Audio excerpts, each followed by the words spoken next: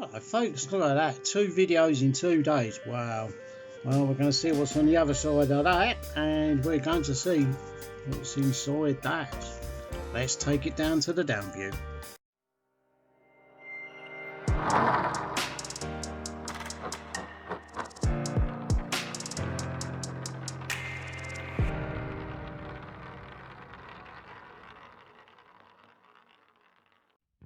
So, let's start off with something old and something gold.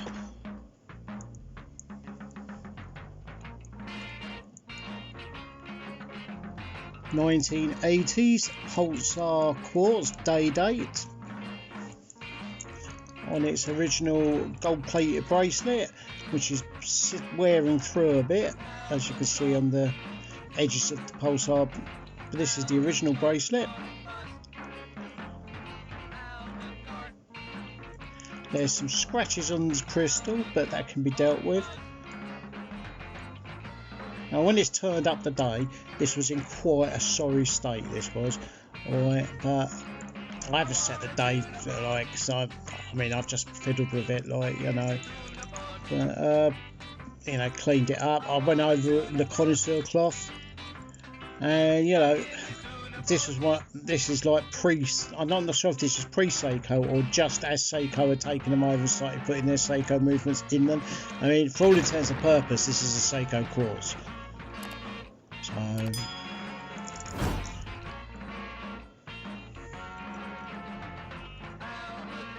look at that, eh? The only thing is, 1980s watches are diminutive. Like, I mean, that means small. Alright, put it on the wrong way, go on.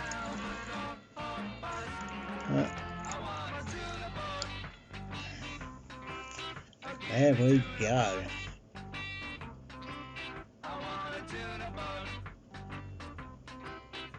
Oh, I like that. I am really getting to like Pulsar as the brand.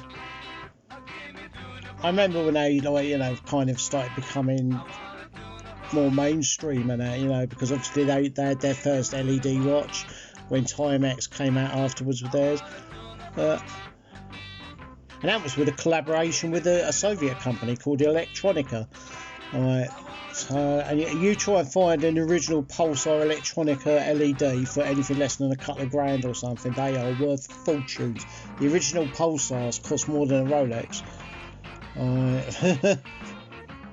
Look at that, that is beautiful, isn't it? That is a really nice, good, solid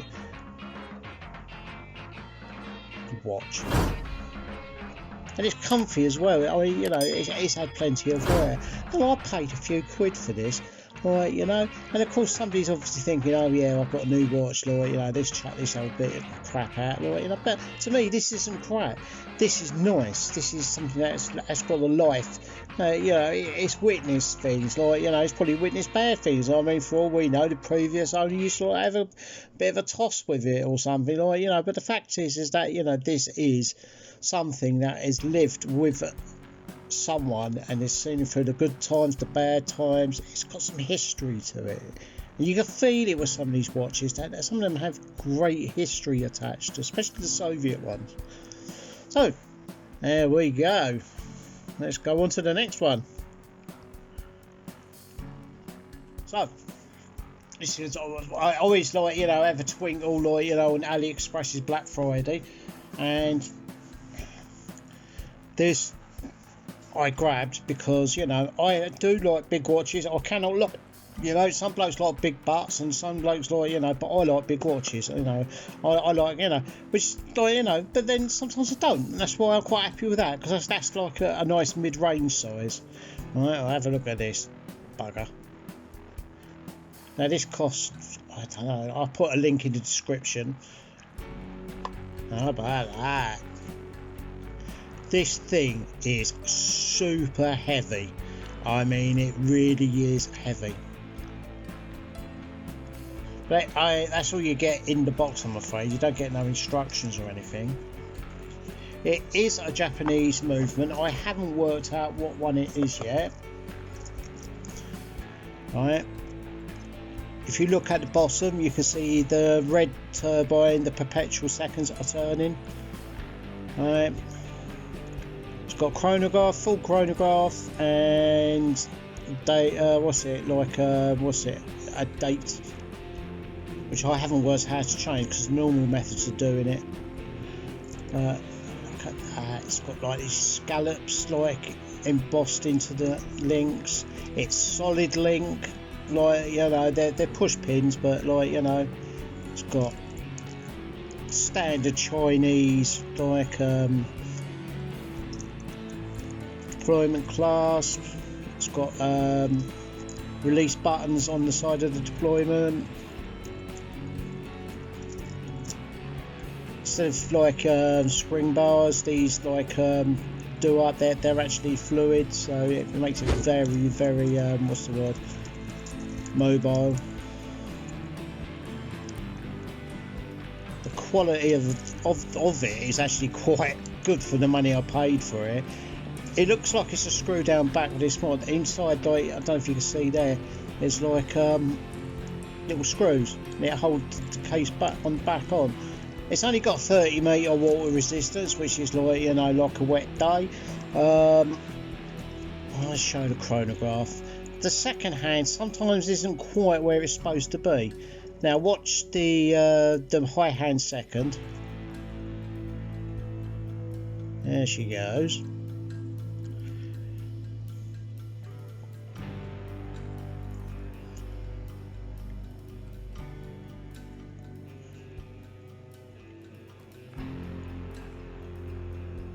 It doesn't have a split. Oh, yes, it does.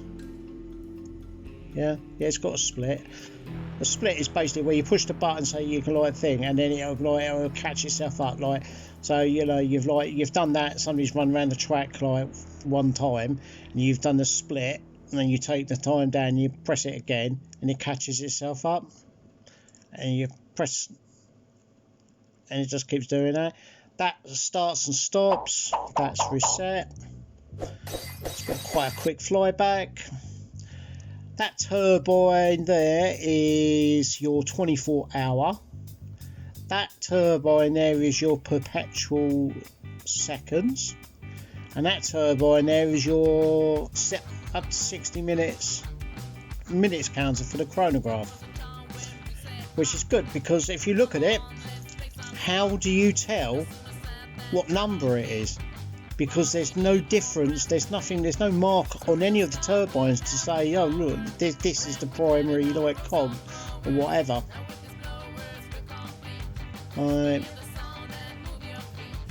Just look how bloody huge that thing is. Right. I mean, that's thicker than my U1001. Now let's put this on.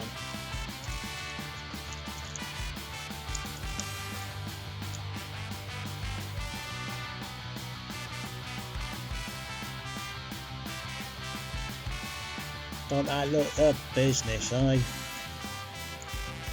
Hardlex crystal. It's not sapphire. It's not AR coated. The bezel does rotate, but it's got a lot of slop on it, and there's a lot of rattle on it. That could probably do with a bit of nice sorting out. It's a nice clicky bezel.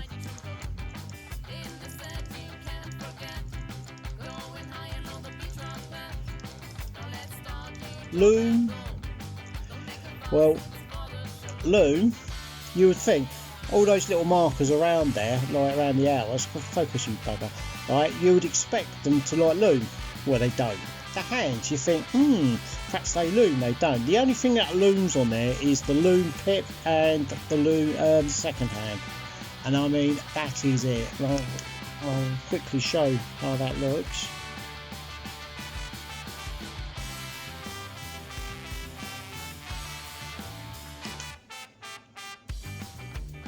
There you go, that's all you get. I don't know, like, you know, look, I paid, what I think it's about £13 for this, like, you know. You look at that, I mean, it's got a Japanese chronograph movement in it. I mean, it's got the most ornate, ostentatious case that you get anything outside of a Bolt Zeus 2 Magnum, whatever it is from Invicta.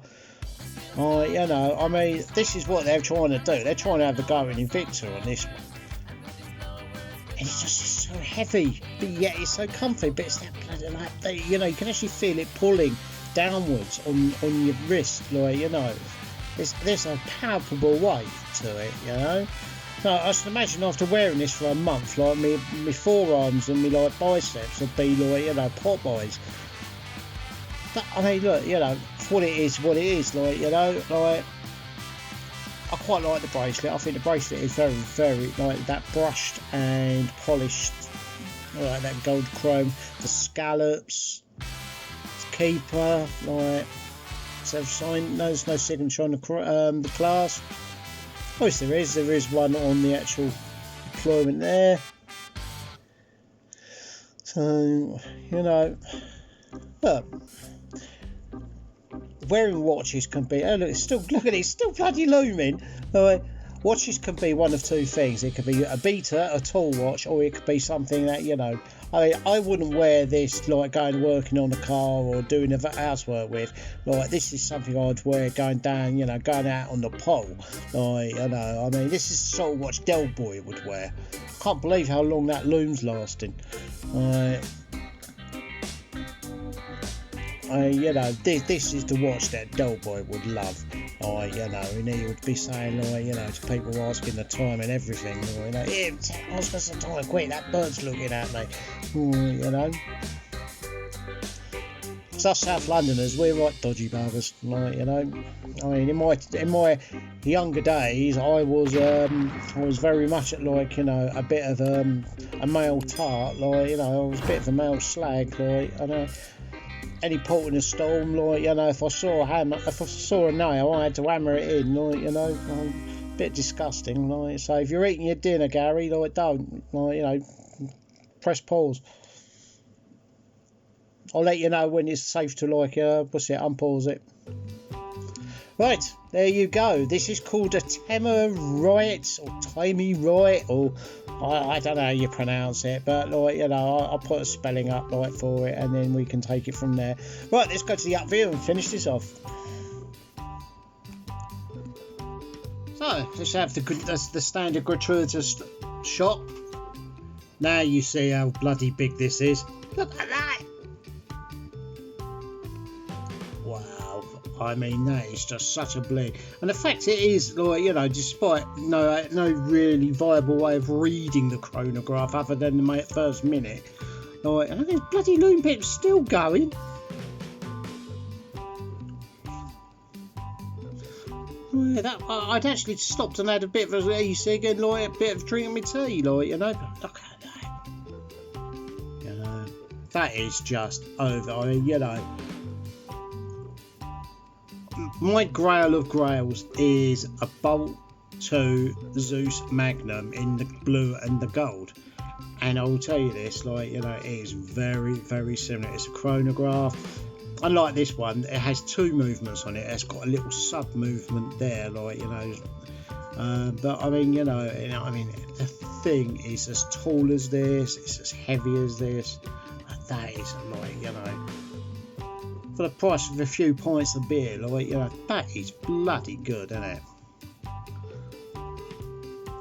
You know, let's compare that to this poor thing, like.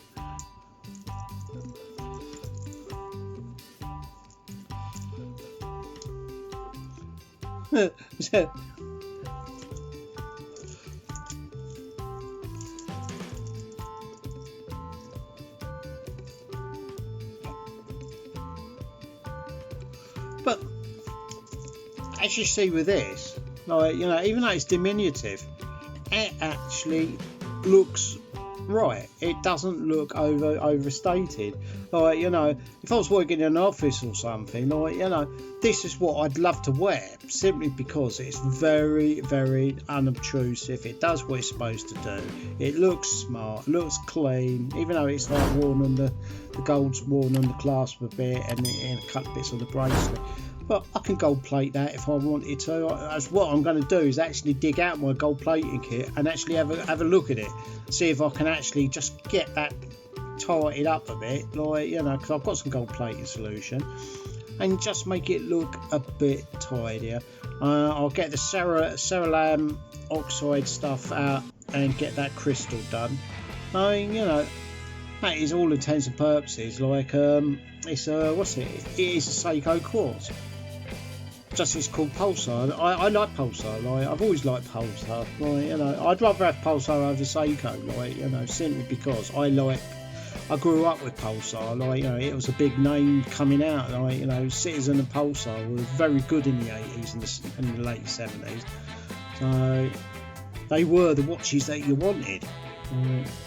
But you always ended up getting Seconda, like, because you couldn't afford all the watches that you wanted. So let's put that one back, because I've got to do some work on that one. Let's put this one on again because I just like wearing it. You know,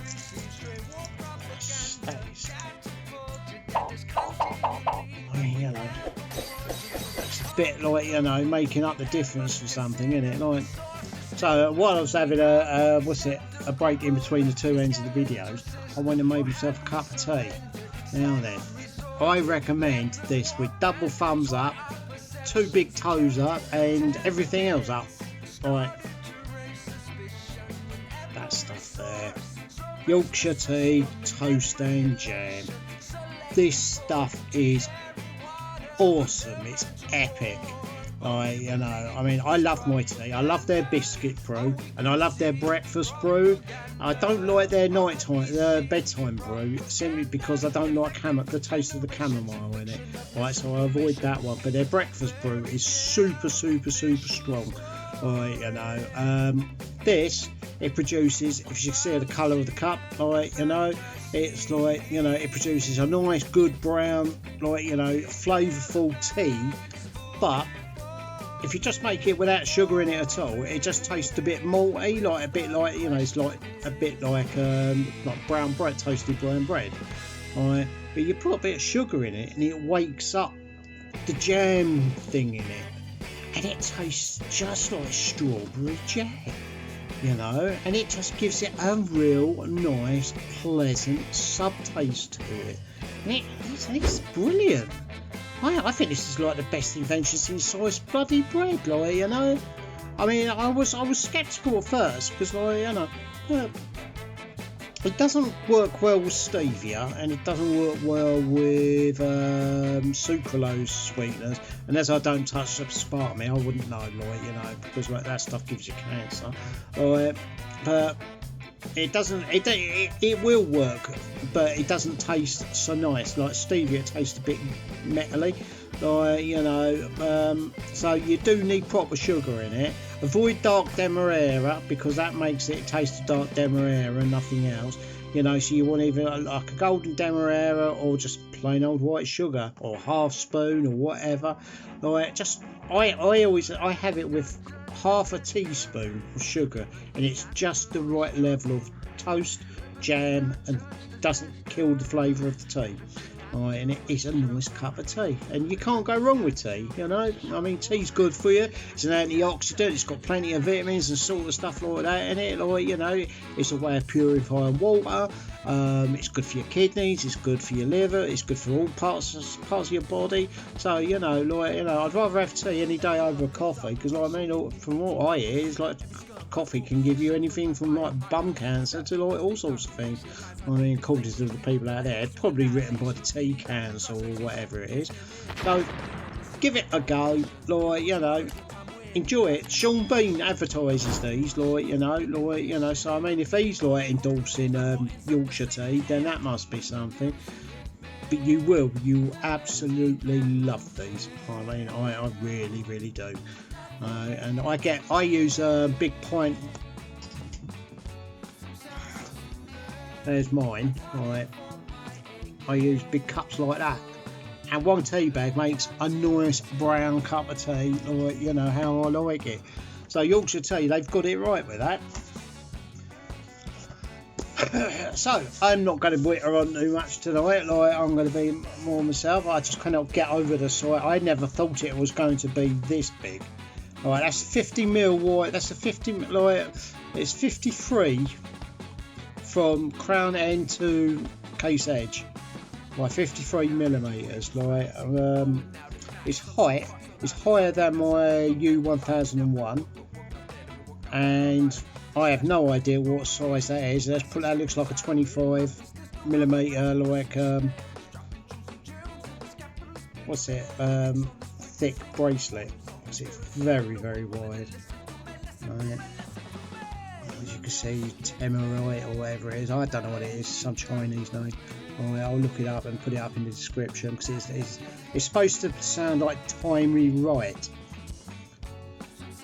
You know, what do you want for, like, you know, like silly money, like, you know, like for a full Aliexpress full blown Japanese chronograph?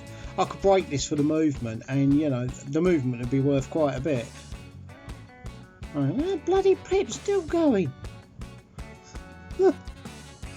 Oh, I'd like to know what they put in there. Right, I'll leave that with you, and I'll catch you in the next one. Take care, stay healthy, stay lucky, and you know, just watch out sniffing people's armpits, because like, if the vaccine don't fix it, you're fucked. See you later.